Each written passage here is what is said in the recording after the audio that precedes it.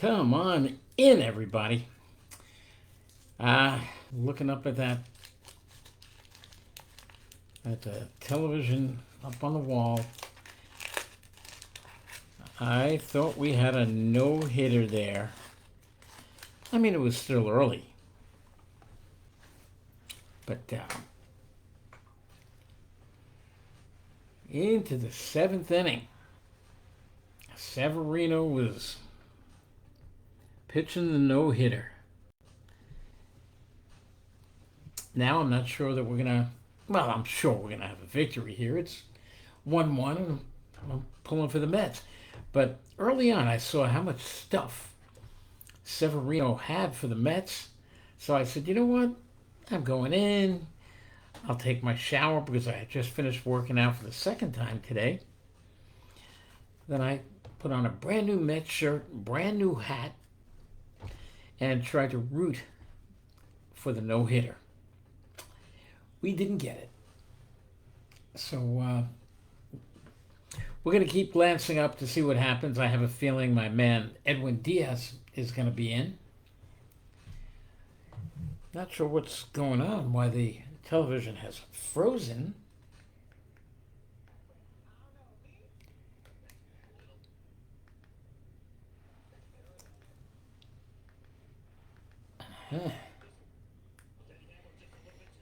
Let's back this up a little bit.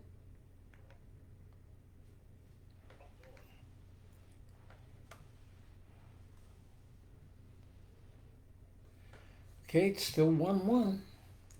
The Mets are up in the bottom of the eighth inning. Okay, welcome everybody to another edition of Randy's Ringside. Yep, this is Randy's Ringside. It's boxing, not baseball.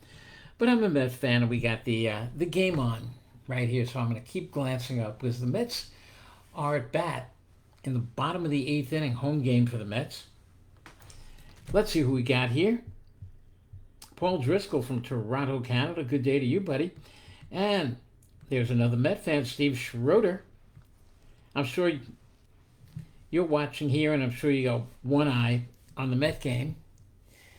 And, okay, we got a runner on, 2 outs.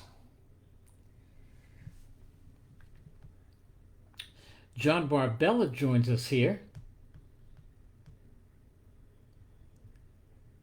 Yep. Steve, this is a new shirt, new hat. First time I'm wearing either one of them. And who else we got here? Roger Womack, the man we call the one-man army.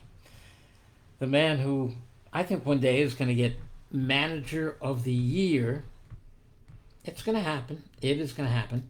And I don't know, Oma, if you heard the show today with Leonard Ellerby. I thought it was great. I thought we had a great interview with him. And, had he been on another minute or two, I wanted to mention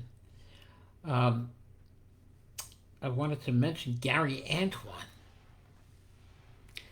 But they were telling me in my ear, okay, let's break, because we were thinking of having him on for about another 5-6 minutes. And that's where I was going to ask Ellerby a question about Gary Antoine, how good he thinks he is. And I was going to tell him I think he might be the best 140-pounder out there. And then all of a sudden, we wear the earpieces and everything. And then I hear my producer saying, okay, let's break after this question. And with that, went to a break, so we never got to ask him that. But if you missed any part of today's show on Sirius XM with me and Jerry Cooney, all you have to do is check it out on the Sirius XM app. I will tell you that Randy's Ringside brought to you tonight and every night by Popeye's Clam Bar in Bethpage, Long Island, New York, and by Jackson Hall Restaurant in East Islip, New York. You know what you do? Go to Jackson Hall's menu online, Jackson Hall, Hall. Check out their menu. And Popeyes, for years, been my favorite restaurant. So now I got my two favorite restaurants sponsoring. Popeyes, you know what? This week they've got a whole bunch of their half lobster specials. Their stuffed lobster, their half lobster with skirt steak, their half lobster paired with a crab leg and paired with fried shrimp and paired with stuffed shrimp.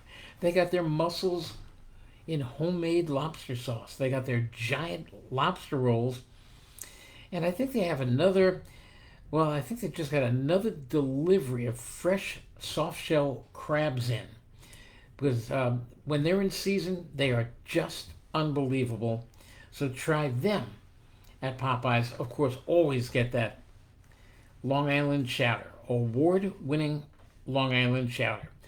Call Popeyes at 516-822-9169, 822-9169. You could ask for Joe. And over at Jackson Hall, you could ask for Mike Landesberg. Just ask for Mike, 631-277-7100, 277-7100. Ask for Mike. And at Popeyes, 516-822-9169. Ask for Joe. Tell him the commish sent you. You'll walk in hungry. You'll walk out saying, yum. And we're brought to you by Viore Clothes, the latest in fashion sportswear for both men and women. And if nothing else, ladies and gentlemen, you're going to feel and look just like a champion. Check out a Viore store nearest you. Well, over the weekend, we had a couple of, I thought, real meaningful fights. And again, I'm going to take a look up here. Okay, we're in the top of the, whoops. Okay, Edwin Diaz is on the mound. They just got a hit off Diaz.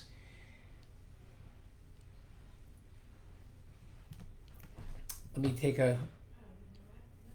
threw a fastball right down the middle. So the Cubs got a runner on second with one out. I'm going to pause here for a moment as I watch Edwin Diaz. Diaz looks in for the sign. I hope I'm not going to get cut off here because I can't do live play-by-play, but you can do it after the fact. So there's an 0-1 count on the Chicago Cub batter. And Diaz working very quickly, and all these guys work from the stretch. And he's throwing up around, okay, that one was 97 miles an hour. I think the other day he was going to his splitter, and he wasn't getting it over just the way he wanted. And I think he's just very comfortable letting the high, hard one go. There, he threw a breaking ball at about 98 miles an hour, strike three, and there's two out. In the top of the ninth inning, the Cubs have a runner on, tie game, one apiece. Now now that it's one out, you're just gonna have to bear with me here, and then the Mets will be up in the bottom of the ninth. But it's just that I don't want to see the Cubs score here, especially off my favorite pitcher, Edwin Diaz, who, by the way, has become like best friends with undefeated 154-pounder Xander Zayas. So I'm sure Xander is watching the game as well in Florida. There's a high, hard one. That one, 98 miles an hour. So anybody who is wondering if he has lost his fastball because he hasn't really used it, he's a guy who enjoys pitching in a lot of heat. Well, he missed low and away with that one, and he's got a 2-1 count, runner on second, one out, a two out, tie game, one apiece. Diaz looks in for the sign. Low and away, ball three.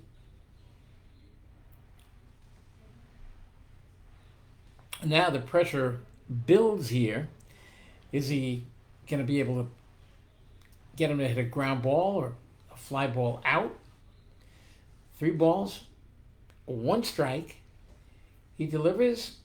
Guy swings. Long drive, back to the wall. It is gone! A 2-run shot off Edwin Diaz.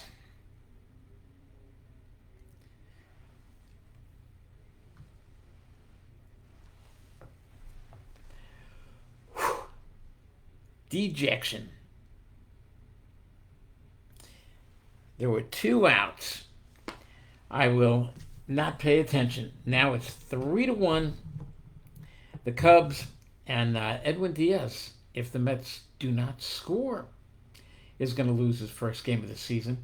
You know, he hasn't been able to get his splitter over because look, his fastball, he's still got it, that high hard one, but it's when he's got that splitter going.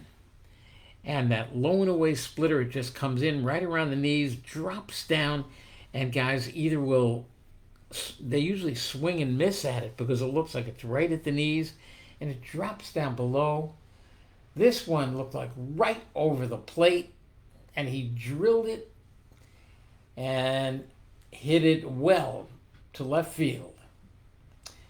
And this one has popped up because remember there's still 2 outs, and well they left Diaz in there, and but we're getting back here now because that was a backbreaker. Steve Schroeder, I guess you saw that one. Jeff Tavel jumps aboard over here. Roger Womack says, "You're in Florida training."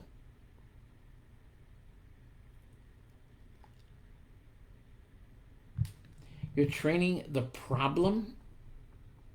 Wait. You're training Adrian Broner? Is that correct? Oma, is that right? Ron Scott Stevens jumping aboard over here. Former chairman of the New York State Athletic Commission, now one outstanding judge. How'd that go the other night with the bare knuckle?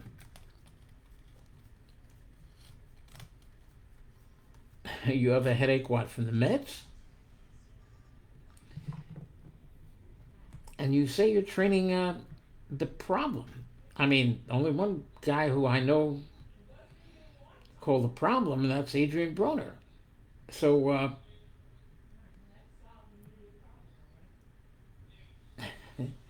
yeah, I'm a baseball nut job. Always have been. In college, I called the college games. You know, you get a roster in front of you. I just used to. I still do. I love baseball, and you know the whole family knows whenever there's a game and I'm sitting around, they're all watching with me. It's just a thing I do. You know, I'll just call the game. I call the fights and everything. Who else we got here? Yeah, so Oma, tell us, are you training the problem Broner? You're down in Florida because, look, I know Isaiah Branch is going to be fighting down there, but that's still a couple of weeks away. You go broke. Steve Schroeder says if you bought him at the game, you go broke. Like $75 for the shirt, $55 for the hat. No.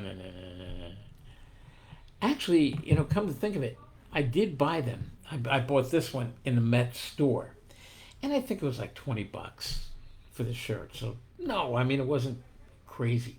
You know, when we go to the fights, they always have guys, vendors outside the arena selling the shirts, and they will be selling the shirts for $20-25.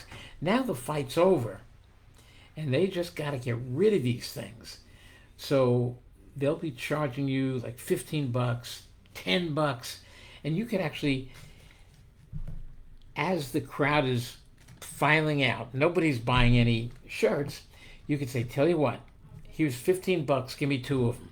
And they look at you and they're like, oh, gee, man. But otherwise, they're not going to sell them, and they never will sell them. So they take you $15 and you can get 2 of them. And who else we got here?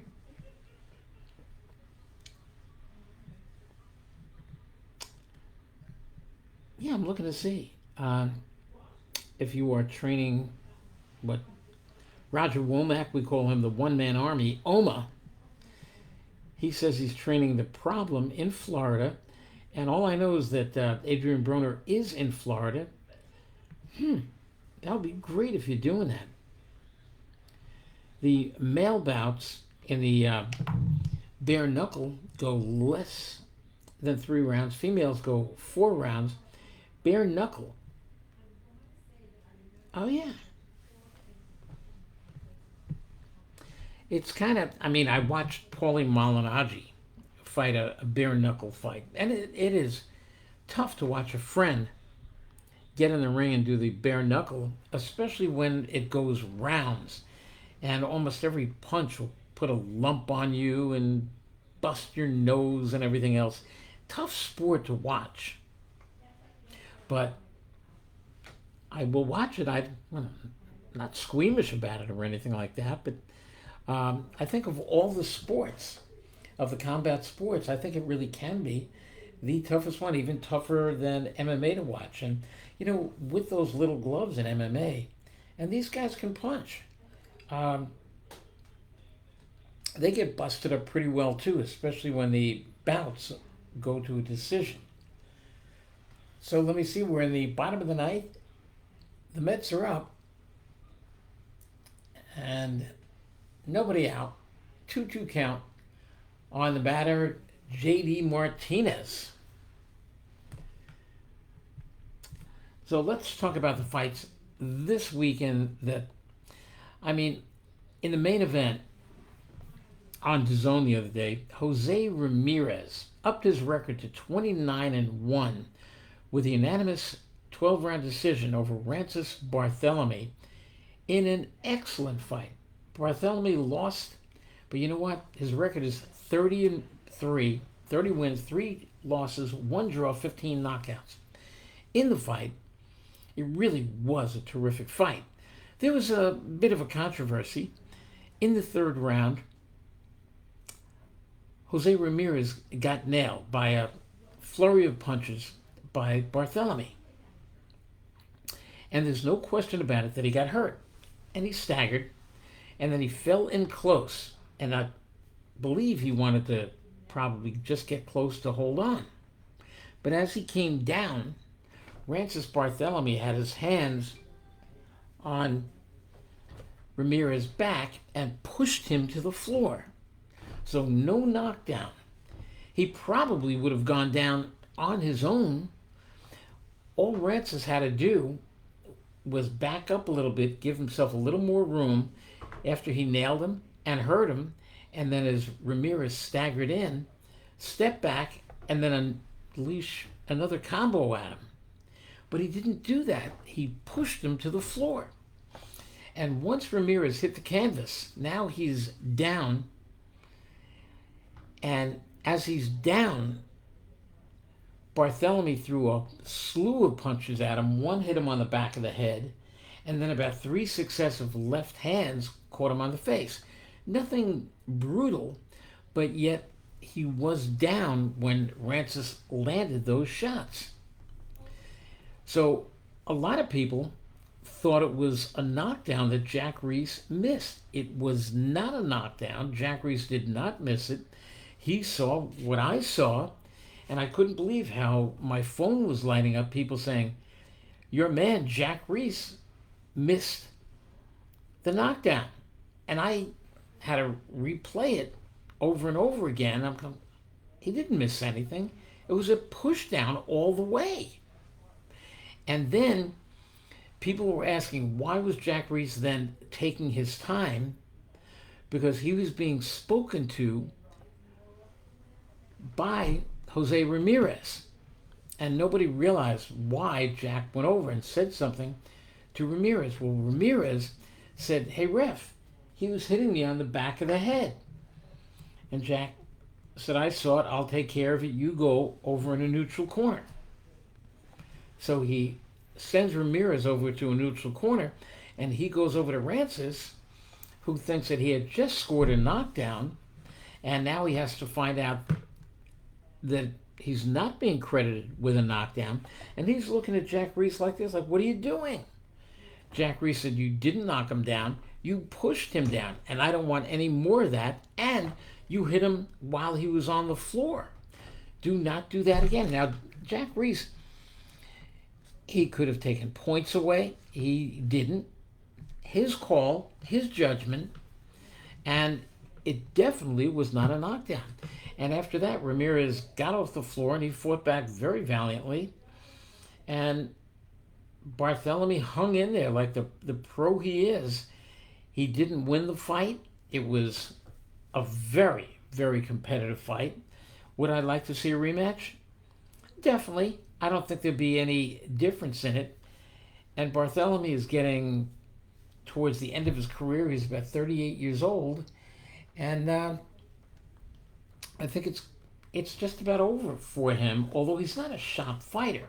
I mean, I can't see him packing it in, but he's not going to get a rematch in this 140-pound division, which is just stacked with one good fighter after another, because Ramirez is now 29-1 with 18 knockouts, and he wants to get into some big fight. And the 140-pound division, one of the very best in the sport of boxing. And by the way, if you're wondering if Gervonta Davis is going to be jumping into the 140-pound division, Leonard Ellerby told me that they're looking at every single option. He said, but you know what? He has no problem making 135 pounds. He is the 135-pound champion. He is the lightweight champion.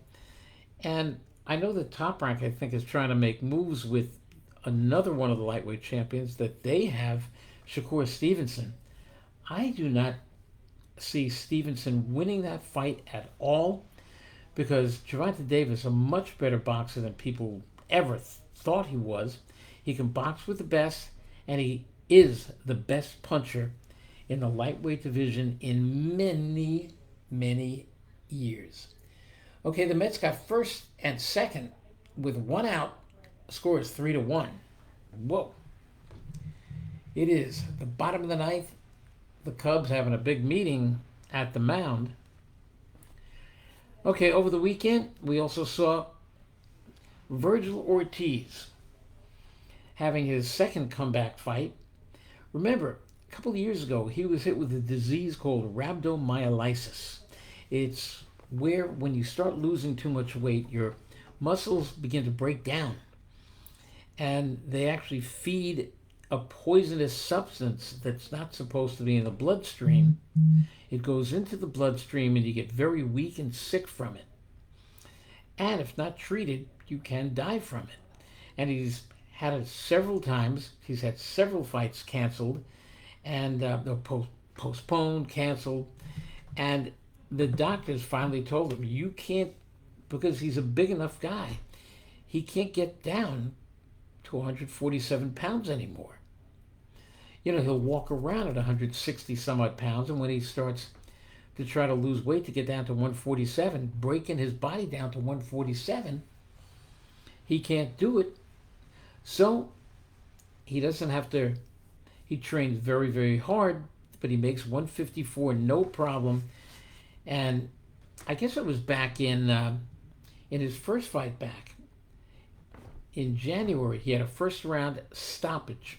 He stopped a guy by the name of Frederick Lawson, who basically threw no punches back.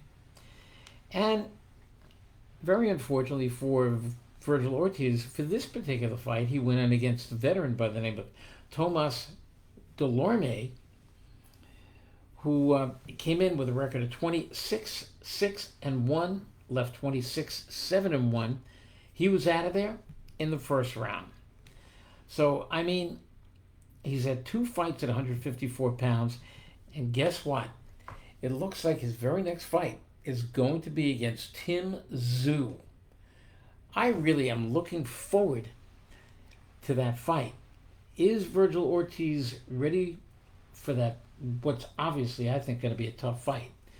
Virgil Ortiz is 21-0 with 21 knockouts. But I assure you this, he is not going to stop Tim Tszyu in the first round. Okay, the Mets are down to their last out. The Mets have first and second, two down. We're in the bottom of the ninth at Citi Field, and they are down 3-1.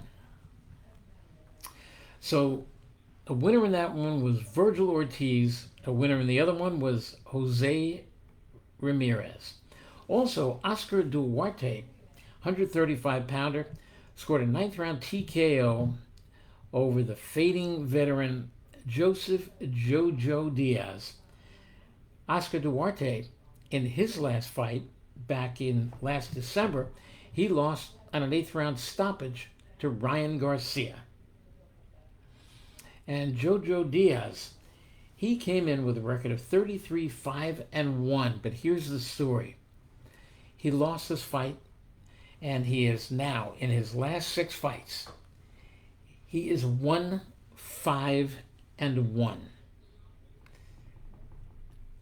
You heard that right. 1-5-1 in his last 6 fights. And he's just 31 years old. But to lose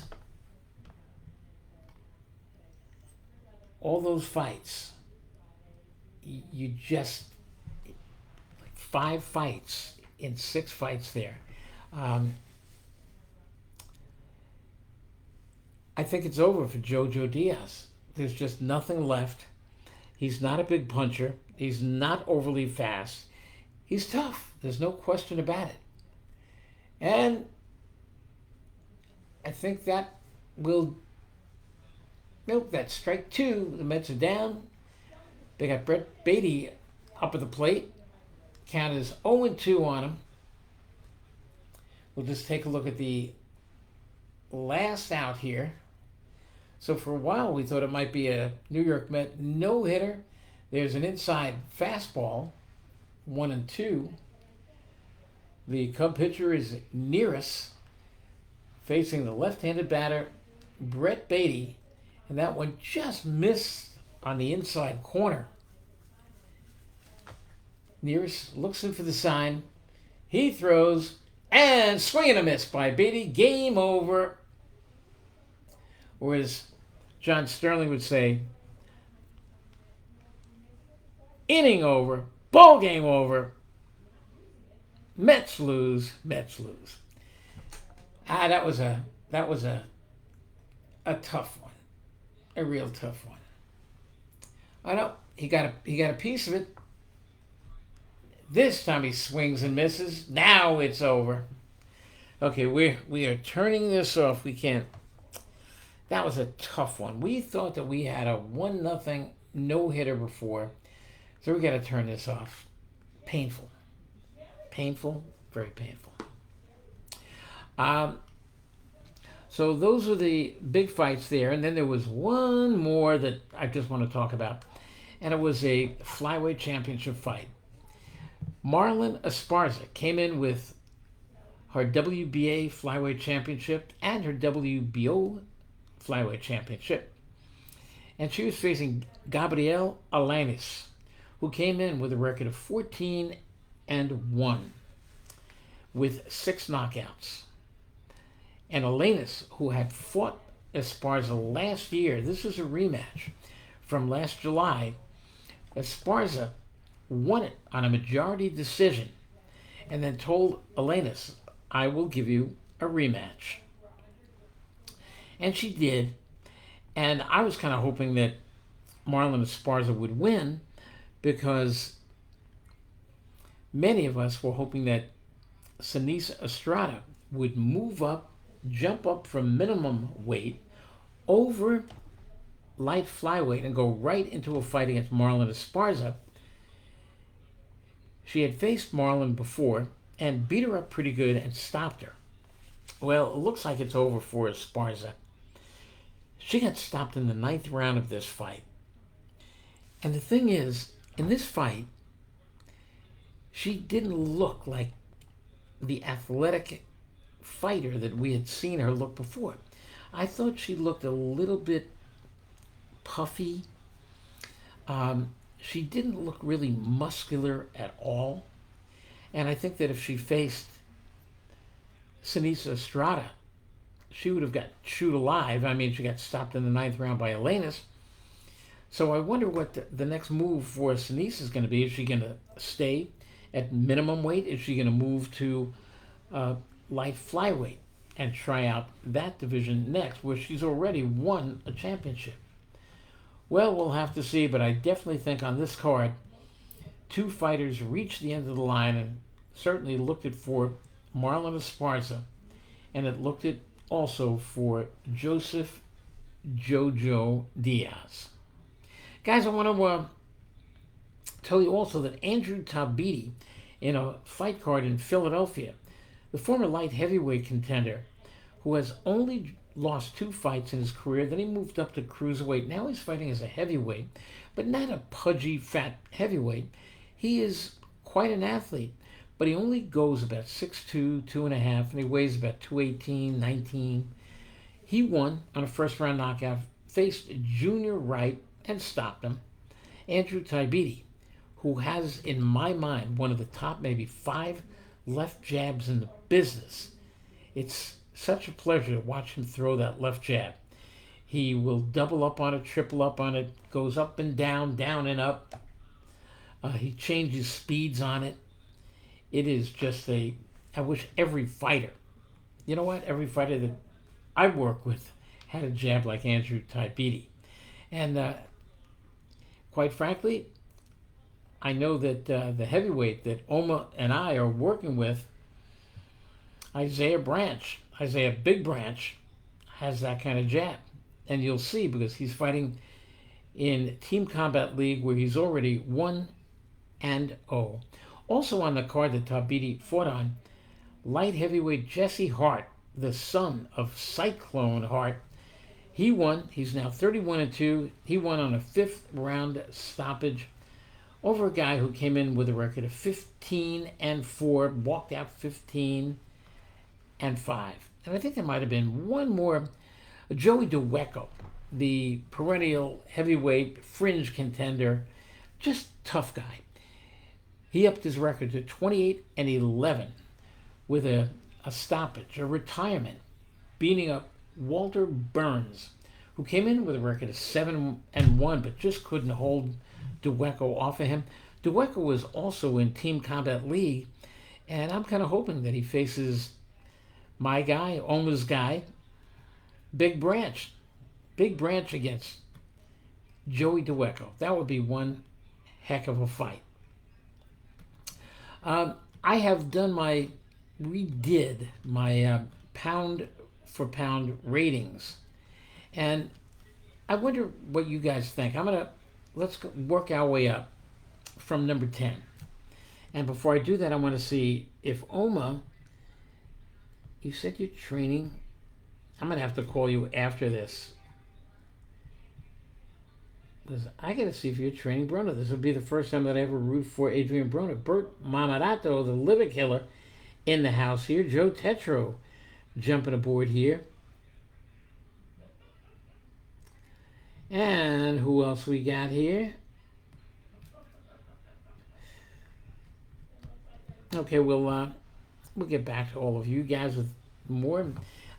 Bert, tell your beautiful Fabi and your beautiful family that we send our love. Here we go. My top 10. Well, this is working our way up. Number 10 is Jaron Ennis. And I have a feeling that before it's all said and done, he's going to be pound for pound number 1. And for whatever pound for pound means, it's just another kind of little toy to play with. So, because there's so many guys who are pound for pound unbelievable. One guy that I didn't put in was the middleweight champion, the undefeated middleweight champion, Janibek Alim Kanuli. I didn't put in the heavyweight champions. I didn't put in Tyson Fury. I didn't put in Alexander Usyk. I didn't put in David Benavidez or David Morrell. I didn't put in Emmanuel Navarrete or Virgil Ortiz or Tim Tszyu. I didn't put in Vasily Lomachenko. Number 10 is Jaron Ennis. Number 9 is unbeaten 19-0 Jesse Bam Rodriguez. Then I put in recently I dropped this guy because he was way up in the ratings, something like 2 or 3. Devin Haney fell down to number 8. Ryan Garcia, I got at number 7. Number 6, I got Canelo Alvarez, who's going to be fighting this Saturday night. And as the week goes on, we'll begin to break the fight down. Number 5, I got Gervonta Davis. Number 4, one of the light heavyweight champions, Dimitri Bivol. Number 3, the other light heavyweight champion, the all-powerful, unbeaten, all knockouts, 20-0, 20 knockouts, Artur Beterbiev. He's number 3. Number 2 is Terence Crawford. And number 1, as the voice starts going, is Naoya Inoue, who's going to be facing Luis Nery in the next couple weeks. I can't wait for that fight. And people have asked, are you going to get up at 4 in the morning to watch that fight? You're damn straight. I would stay up at any time to watch Naoya Inoue, a very special fighter. So my top 5, number 1, Inoue, then Crawford, then Beterbiev, then Bivol, and Gervonta Davis. What a list of fighters those guys are. So guys, tomorrow night, Tuesday night, I'll be here, I guess around between 8:30 and 9 o'clock. And A-list referee Ron Lipton, historian, ex-fighter, and writer Ron Lipton jumping aboard. Just made it before we said goodnight to everybody. And Oma gave us that name. I often call Artur Beterbiev by Roger Womack. Oma's nickname for him, Artur Better Beat Ass. And who else we got? Broner versus Cobb. You are training him. How did this come about? This is unbelievable. Right after I get off here, I'm giving you a call. I got to hear about this one. You were training. It's funny. You're training one of my very favorite fighters, Isaiah Branch, and you're training my least favorite fighter, Adrian Broner. My head is spinning. With that, I got to find out about this. All of you guys, thank you so much for watching here today. I'll be back with you guys tomorrow, and I'll be here all week. And then we're going to be talking about the Canelo Alvarez Jaime Munguia fight. Obviously, Munguia, big underdog. Would you guys consider, I'd like you to think about this. Well, you can keep putting up your comments. Would you consider a victory by Munguia over the 60-2 with 2 draws? Alvarez, 62-2. Would you consider the 43-0 Jaime Munguia beating Canelo Alvarez to be a bigger upset than Cassius Clay over Sonny Liston, than Muhammad Ali over George Foreman, over, how about Buster Douglas over Catskill Thunder, Mike Tyson? All big upsets. Would you consider Munguia to be a bigger upset? And I tried to get that out of Leonard Ellerby today, and he just said it's not going to happen. So I wonder if you think that he has no shot whatsoever, then it is going to be a big upset. Whether it's going to be as big as the ones that I just mentioned, but I tell you this: if he does win, close the book on the rest of the year, because that will be the upset of the year. Fury beating Alexander Usyk, or Usyk beating Fury, is not going to be upset of the year. Munguia beating Canelo Alvarez would be the upset of the year. And perhaps, I don't even think that if Bivol beats Beterbiev, although we'll talk about that fight too. Can't wait for the fight, because I do know people who are picking Bivol. I must tell you, I'm watching both. I've watched all the video I possibly can of both guys. I cannot see it happening that Bivol will beat Arthur better beat ass. So, everybody, I'll be back here tomorrow night. Thank you so much for watching. Have yourself a great rest of your night. Where's my lollipop? And be safe.